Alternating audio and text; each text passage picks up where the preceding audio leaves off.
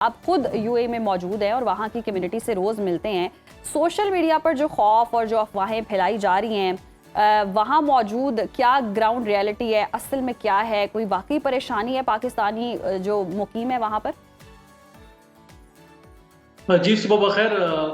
उम्मीद है आप सब खैरियत होंगे। जी बिल्कुल, मुत्तहिदा अरब इमारात में जब ये हालात ऐसे आए 3 से 4 माह के दौरान, तो यकीनी तौर पर सिचुएशन बिल्ट हुई और बहुत सारे सोशल मीडिया प्लेटफॉर्म पे जो कि यूएई से बाहर ऑपरेट किए जाते थे, वहाँ पे ऐसी बेशुमार खबरें जो है वो गर्दिश की गई। पहले ये बात की कि यूएई खाली हो गया, उसके बाद जब तो प्रूफ दिखाया गया कि यूएई में जिंदगी जो है वो नॉर्मल चल रही है, उसके साथ साथ दूसरे प्रोपेगेंडा जो है शुरू हो गए। तो मैं समझता हूँ इस पे एक प्रोपेगेंडा ही कहा जा सकता है, क्योंकि यहाँ की जो लाइफ है बड़ी नॉर्मल है, बड़ी सिक्योर है और फैमिली जो इन्वायरमेंटल सिचुएशन है यहाँ पर है। तो ऐसे आप इवन कि यहाँ पर आपके 200 से ज्यादा नेशनलिटीज आबाद है, तो तमाम नेशनलिटीज जो आपस में मिलजुल कर रहती है। यहाँ मसलक हो गया, मजहब हो गया, इस चीज़ों से हट कर लोग जो है वो यहाँ पर जिंदगी गुजारते हैं। उनका मुल्क में चाहे जितने मर्जी मसाइल हो, लेकिन वो यहाँ यूएई में जो जिंदगी गुजारते हैं वो बड़ी सेफ एंड सिक्योर होती है। तो मेरा नहीं ख्याल कि इन खबरों में कुछ सदाकत थी, बल्कि ये तमाम खबरें जो है वो यूएई से बाहर बैठ के लोग जनरेट कर रहे थे। तो उसके पीछे क्या मकासद हो सकते हैं, यकीनी तौर पर वो यूएई के मुखालिफ ऐसे इमरान, बिल्कुल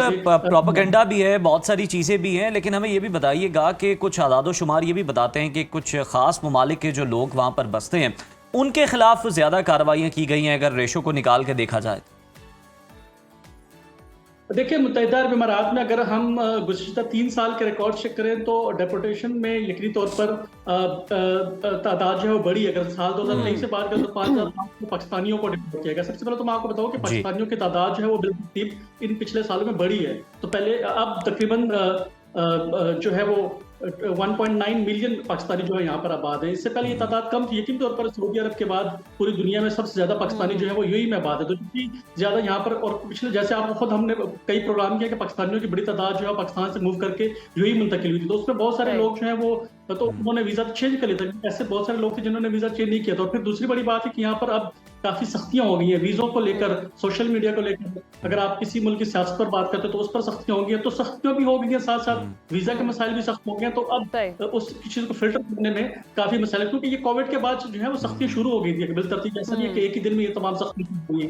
तो 2023 के जैसे मैं बता रहा था कि 5,800 लोगों को डिपोर्ट किया गया 2024 में, ये सिर्फ पाकिस्तानियों की बात है और ये सरकारी आदादोशुमार है जो हुकूमत पाकिस्तान ने इस समय पेश किया। 2025 में 6,700 थे और अब जो 6 माह ये जो पिछले चंद माह गुजरे इसमें तकरीबन 3 से 4,000 लोगों को डिपोर्ट किया गया है। तो सख्तियां तो यकीनी तौर पर हो गई हैं, लेकिन हमारे लोगों को चाहिए कि वो भी इन चीजों को समझे और जो चीजें यहाँ पर मना है, जो चीजों को यहाँ पर सख्ती की गई है, तो उसको यकीनी तौर बच के रहना चाहिए। तो यहाँ पर हम कितने अरसे से यहाँ पर रह रहे हैं, तो हमें कभी कोई ऐसे मसाइल का सामना नहीं करना पड़े। यकीनी तौर पर वो लोग जो यहाँ वीजा पॉलिसीज में सख्ती की गई है और कवायद ज़वाबित को मानना तो खैर हर कंट्री में ये कहीं ना कहीं इस पर इम्प्लीमेंटेशन करवाई ही जाती है और अगर आप नहीं करते तो एक्शन लिया ही जाता है। बहुत शुक्रिया आपके वक्त का। और जिस तरह से देख रहे हैं कि एक मुल्क की कशीदगी भी चल रही है, जंगी सूरत हाल है, उसके जो असरात हैं वो सारे मुल्कों पे देख रहे हैं। ख़ासतौर पर दुबई बहुत ज़्यादा इफेक्ट हुआ, वहाँ पर हमने देखा प्रॉपर्टीज़ के हवाले से बहुत ज़्यादा खबरें आ रही थी कि कहीं ना कहीं वहाँ महंगाई में बहुत ज़्यादा इजाफा हो गया है, लोग छोड़ भी रहे हैं। कुछ ऐसी इतलात भी थी कि दुबई से अब लोग मूव करना चाह रहे हैं जिस तरह की कंडीशन है।